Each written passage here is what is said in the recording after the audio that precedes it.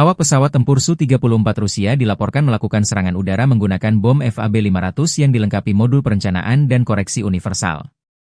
Sasaran serangan tersebut adalah titik penempatan sementara unit Brigade Pertahanan Teritorial ke-108 Angkatan Bersenjata Ukraina di pemukiman Omelnik dan Yegorovka, wilayah Zaporizhia.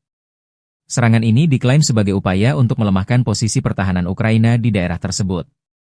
Rekaman video yang dipublikasikan pada 6 Maret 2025 menunjukkan momen pesawat Su-34 menjatuhkan bom dan ledakan besar yang terjadi di lokasi target. Meskipun klaim ini disampaikan oleh pihak Rusia, belum ada konfirmasi independen mengenai dampak serangan tersebut. Kejadian ini menandai eskalasi konflik yang terus berlanjut di wilayah Zaporizhia, yang menjadi salah satu area strategis dalam perang antara Rusia dan Ukraina.